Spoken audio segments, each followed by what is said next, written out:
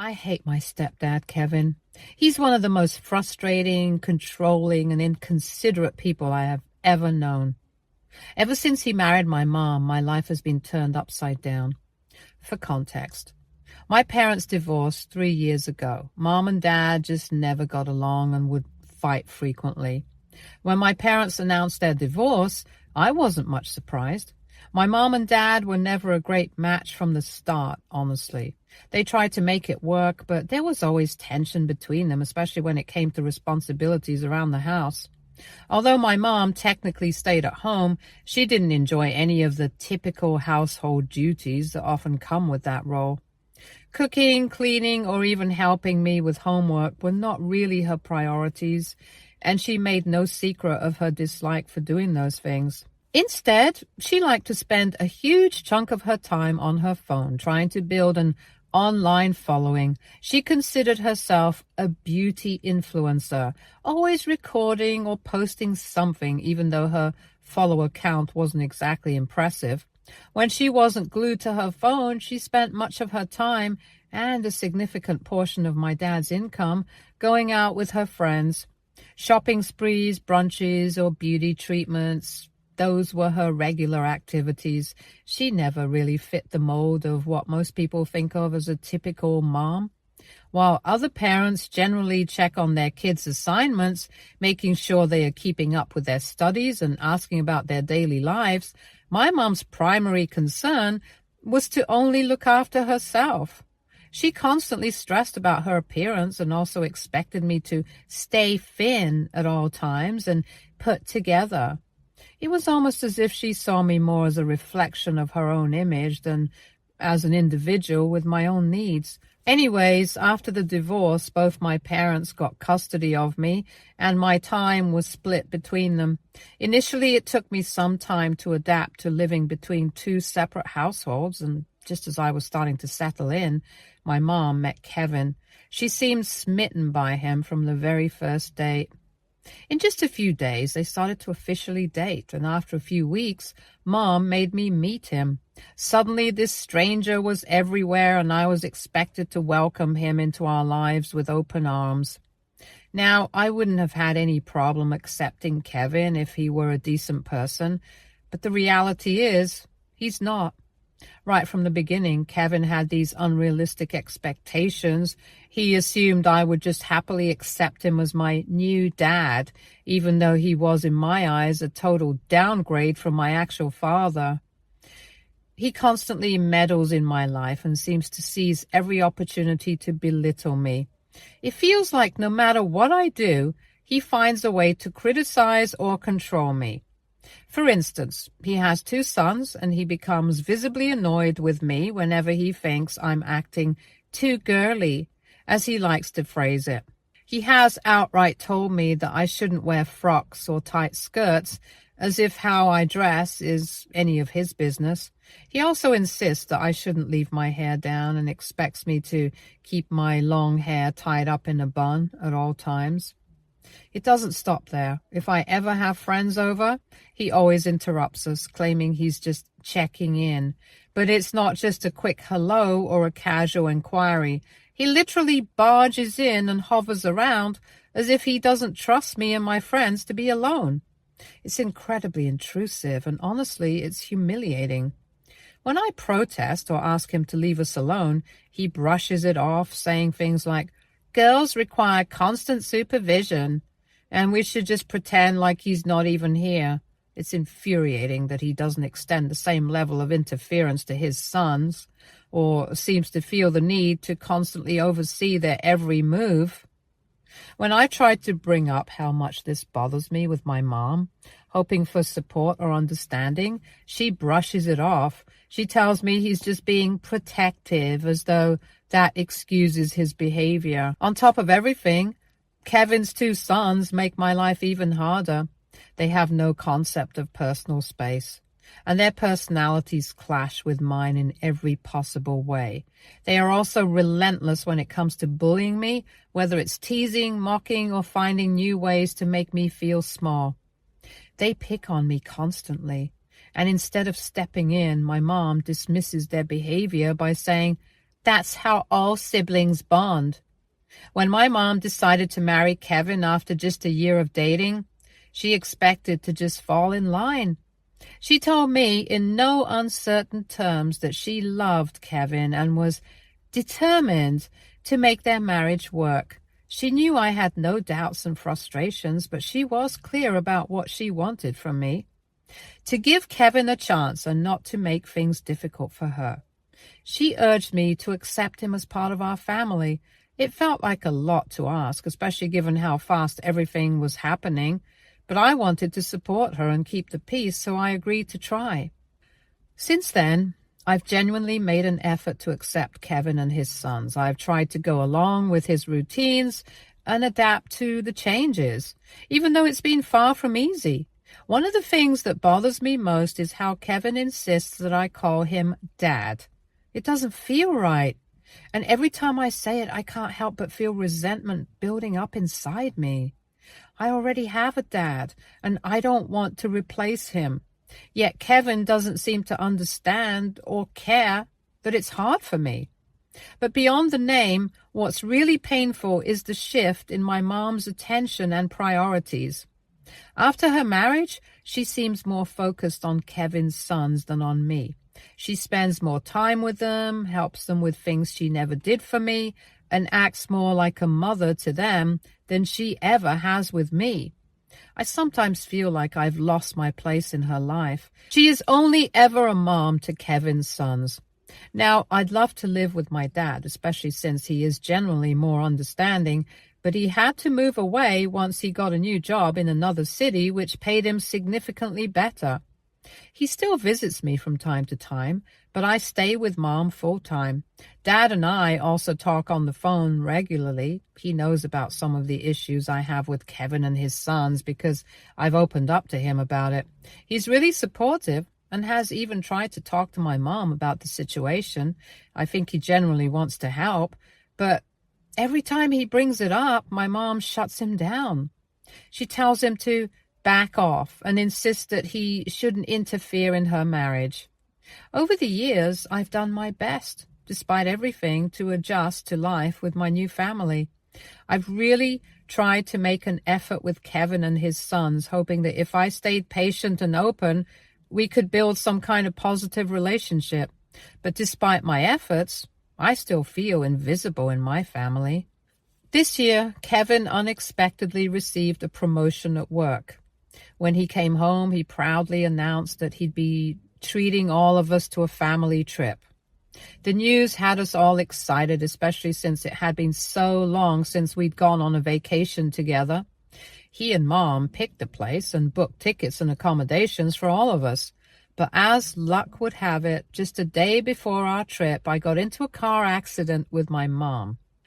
We were driving home after shopping for a few outfits for the upcoming vacation when, out of nowhere, another car slammed into us from behind. It wasn't a massive collision, but it was enough to throw us off and cause some injuries. My mom was mostly okay, aside from a few scrapes and bruises here and there, but I wasn't so lucky. I ended up with a broken arm and a concussion from the impact. The ambulance was called, and before I knew it, I was being admitted to the hospital.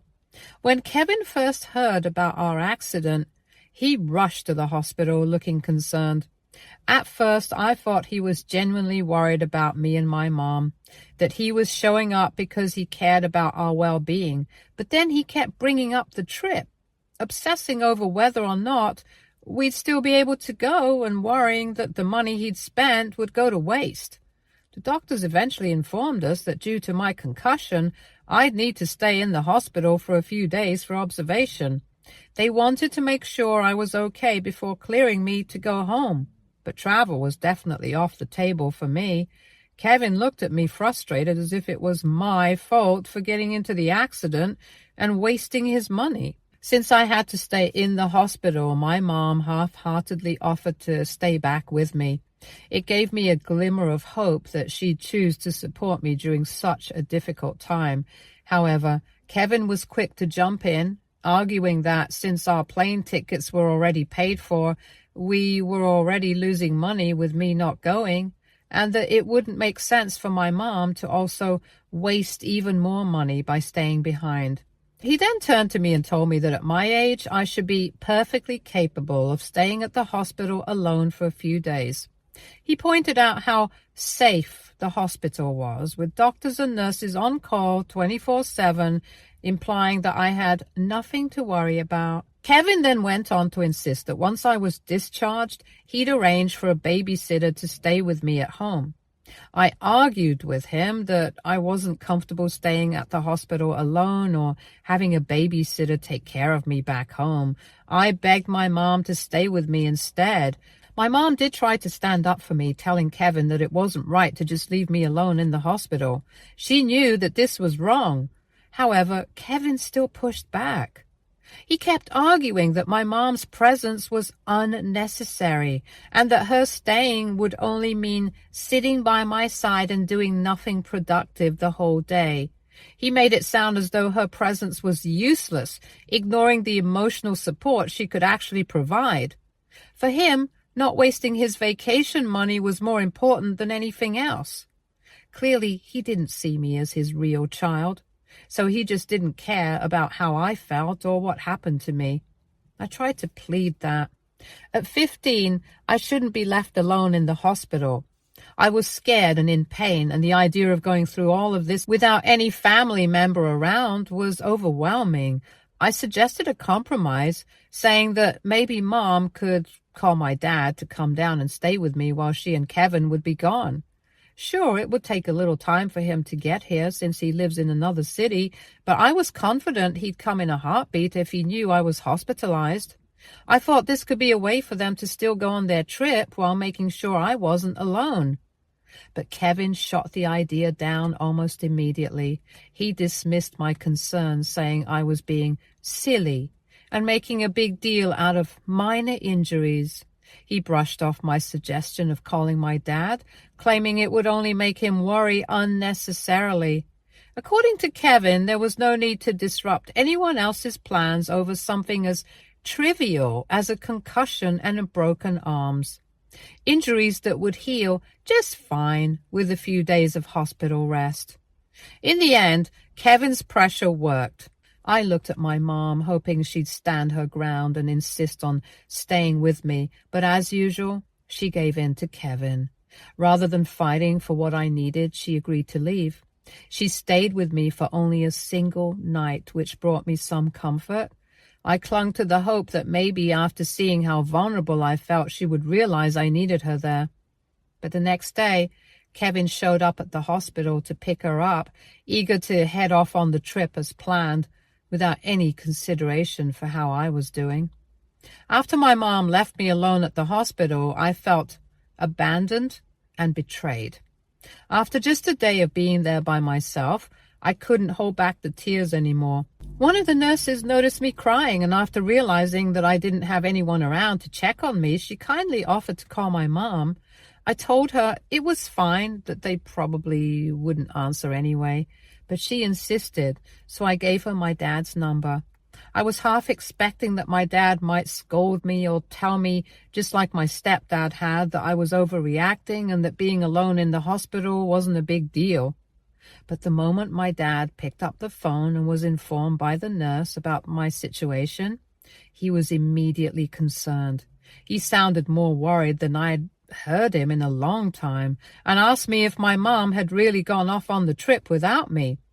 I explained the whole situation, telling him how Kevin had insisted it was fine to leave me because he didn't want the trip money to go to waste, and how Mom had ultimately agreed to go along with it. My dad was furious.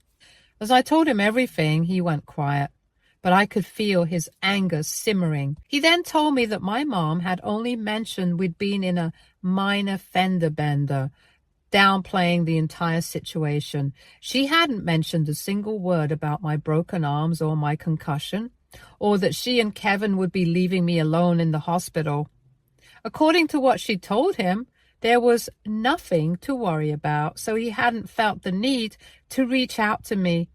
Hearing that Mom had knowingly lied about my situation to Dad made me feel even more hurt and betrayed. My dad immediately assured me that he was going to come over as soon as possible.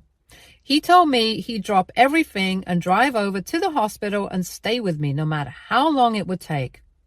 For the first time since I'd been admitted, I felt a sense of relief, knowing that my dad was coming to be by my side and that finally someone was taking my situation seriously. And as I sat there waiting, I realized just how much I needed that kind of support in my life. Within just 2 hours, my dad arrived at the hospital, and seeing him walk through the door felt like a huge weight had lifted off my chest. I started to cry as he hugged me and reassured me that everything was going to be okay. He then immediately went to speak with my doctors, making sure he understood every detail of my injuries. I could see the relief on his face when he confirmed that. While my injuries were painful and serious, they weren't life-threatening. He was very regretful for not being there for me sooner and for not questioning my mom's version of events. He told me he regretted trusting that everything was fine without checking in on me directly, and it was clear that he was beating himself up over it. Obviously, my dad's anger toward Kevin was palpable. He was furious that my stepdad had the audacity to treat my needs so casually and then chose to go on a trip rather than ensuring I was taken care of. The lack of respect and care Kevin showed by leaving me to manage alone in a hospital revealed just how little I mattered to him. His actions spoke volumes, making it clear that despite being in a relationship with my mom, I was nothing more than an inconvenience to him. My dad tried to call Mom and Kevin, but neither of them picked up his calls. This made Dad even more furious, and he swore up and down that he was going to teach Kevin and Mom a lesson for abandoning me like this. Over the next 2 nights, my dad stayed right by my side, having taken leave from work to make sure I wouldn't be alone. He didn't leave me for a moment until I was finally discharged, and even then he wasn't comfortable with me going back to Kevin's house, where I'd be left with just a babysitter until everyone returned. Instead, he insisted I come home with him, so I agreed. Once I settled in at my dad's place, he tried reaching out to Mom again. She claimed she had missed his earlier calls because she was having so much fun with Kevin and his sons. Hearing this only fueled his anger more, and he didn't hold back. He firmly told her that her behavior was unacceptable, that abandoning me in the hospital was a serious act of neglect, and that he planned to take legal action to hold her and Kevin accountable. He even mentioned taking her to court if necessary, so she could even lose custody of me, making it clear that he was prepared to report both her and Kevin for their actions. Since then, my phone has been constantly buzzing with calls and texts from both Kevin and my mom. Instead of acknowledging what they did or expressing any sort of apology, they've been sending message after message accusing me of ruining their vacation by telling my dad about my situation. Kevin has even gone as far as to say that all I had to do was keep my mouth shut and quietly stay in the hospital without making a fuss. According to them, everything would have been fine if I had just complied with them. AITA for throwing my mom and stepdad under the bus? Update 1. For everyone asking, now that I've had some time to think about it and have talked to my dad, I realize that there has been so many times over the years that Kevin and Mom neglected me, and I just let it happen. I stayed quiet, hoping things would change, but they never did. It's hard to admit, but I allowed myself to be pushed aside for their convenience, and now, looking back, I can't believe I tolerated it for so long. For example, Kevin frequently undermined my relationship with my dad. He would constantly make negative comments about him, saying things like he was a deadbeat or a loser compared to him. This was because Kevin strongly believed my dad wasn't a good husband to my mom, and hence he had the right to bash on my dad. Mom also never asks him to stop. Whenever I have had issues at home or tried to talk to Mom about them, Kevin always dismisses my feelings by telling me that I make a big deal out of things or I'm just too sensitive because I'm a girl. He often claims that this is why he's so lucky to have only sons. Kevin constantly shows favoritism towards his sons, even in the smallest day-to-day interactions. He doesn't mind giving them money for any expense they have without hesitation, but whenever I ask my mom for anything, Kevin interrogates me with countless questions. He constantly claims that I'm buying unnecessary things and wasting money, even though it's not even the money that I spend to begin with. It's my dad's money, so I'm allowed to spend it however I want. Despite being in the same house, we never spent quality time together as a family. Kevin and Mom would often make plans with his sons and leave me out, claiming they didn't want to bother me or that they wanted to spend some quality time together without me. This often left me feeling abandoned and unimportant. They would go out for dinner or do things that they enjoyed without considering that I might want to be included. This is probably why I was so excited to join them on the vacation, because they rarely ever included me in their plans. Kevin and Mom also don't like to celebrate my birthdays. They always tell me that since Kevin's sons don't make a big deal out of their birthdays, I shouldn't expect much either. It's like they believe I don't deserve any special attention just because it's not their way. And when it comes to gifts, I end up getting things that I don't even like or use, as if they don't care enough to put any thought into what I would actually enjoy. Whenever I was struggling with school, Kevin would say things like, "You're just lazy, that's your problem," or "Why do you even bother with that stuff?" Instead of asking what was going on or offering help, he made it about how it inconvenienced him. Mom, on the other hand, would just stay silent, not offering any comfort or words of encouragement, even though she knew how much it was affecting me. Update 2. So my dad did report Mom and Stepdad to CPS. It wasn't a decision he made lightly, but he felt it was necessary to ensure that what had happened wasn't overlooked. He couldn't just sit back and let them treat me like that, leaving me behind in the hospital without a second thought.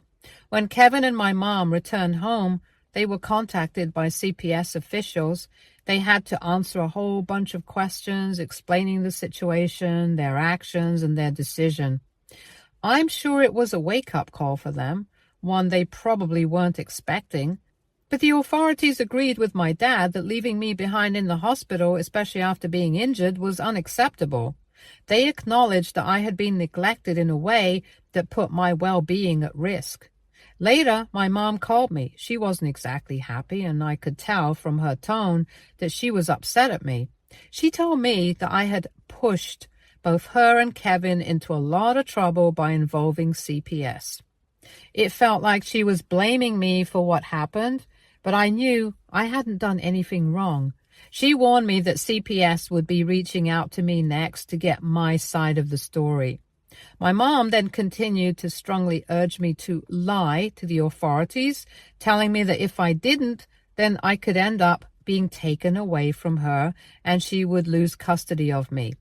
I argued with her that I wasn't comfortable lying to the authorities and that maybe she should have thought of the consequences of her actions when she abandoned me at the hospital that day. Mom then tried to guilt-trip me, saying things like how she had given me years of her life and that I needed to show my loyalty to her this time. She made it sound like I was somehow going to betray her by being honest with the authorities, as if I was the one at fault for everything that happened. But what really struck me was when she told me that lying would also protect Kevin and his sons. She explained that CPS investigation could end up causing problems for Kevin, especially with his ex-wife. His ex-wife might find out and use this as ammunition to make Kevin pay for it. I just shook my head as I realized how my mom seemed more concerned about my stepdad's reputation and her own than about what I had been through. Not once did she ask me how I was doing or if I had recovered. Meanwhile, she continued to beg me, pleading with me to lie and protect her family. I couldn't take her selfishness anymore. I stood my ground and told her in no uncertain terms that I didn't care how this would affect her and Kevin, but I would not be lying to the authorities. I told her that I would be telling them exactly what had happened, and I wouldn't be covering up anything for anyone. If this meant she and Kevin were in trouble, then so be it. They were the adults here. They were the ones who had messed up, so I wasn't going to protect them from the consequences of their actions. My mom yelled at me some more and called me names, but I didn't give in. Ever since then, I feel guilty. However, I think I'm doing the right thing. Update 3. It's been almost 2 weeks since my last update. I have talked to the authorities and told them the truth. For now, I will be staying with my dad. My dad has been looking into school so I can stay with him here permanently. I have to say that it feels nice to live with him. Mom has continued to try to guilt-trip me, but there's nothing else that she can do for now. She has been given a warning by CPS. Mom clearly neglected her responsibility to me, and that could not be ignored. CPS has asked her to make significant changes, like attending mandatory parenting classes and counseling, to address her issues with neglect and her relationship with me. Kevin was also scrutinized as he had shown a lack of respect and care for me, especially during the hospital incident. CPS made it clear that they would be closely monitoring the situation if and whenever I came over to stay with them, and that any further neglect or mistreatment would lead to more serious consequences. Update 4. Wow, can't believe that it's been almost 4 months now since I have been living with Dad. I feel like I'm finally in a place where I'm not constantly walking on eggshells or doubting my worth. Living with Dad has been such a huge relief. He's supportive, listens to me, and most importantly, he respects my space and my decisions. It's been a complete 180 compared to what I was dealing with before. I feel heard here. I can talk about my day, my struggles, my dreams, and he actually cares. I've been able to focus more on school and my mental health, and I feel like I'm finally getting back to who I really am. I've also made some amazing new friends at school, and I genuinely love spending time with them. In fact, last month, for the first time in a long time, I actually got to have a proper birthday celebration. I invited all my friends over, and we had a pizza party while watching cheesy romantic movies. It was the kind of birthday I'd always wanted but never got when I lived with my mom and Kevin. As for Mom, things are still complicated. She's been trying to contact me more frequently lately, even sending me texts about how sorry she is and how much she misses me. Part of me feels guilty for staying away, but then I remember everything that led to this point. I've made it clear to her that I'm still not ready to come back, and while she tries to reach out, I've established boundaries for myself. Her actions were damaging, and she needs to take full responsibility for that. As for Kevin, he hasn't apologized or taken any responsibility for his actions. Honestly, I'm not surprised. He's never shown any real concern for me or my well-being. The way he treated me, especially when I was in the hospital, is something I'll never forget. Whether he ever changes or not doesn't matter to me anymore. I'm not waiting around to find out. I've learned to rely on myself and the people who truly care about me, and that's enough. Stay tuned for more stories from our girl relationships.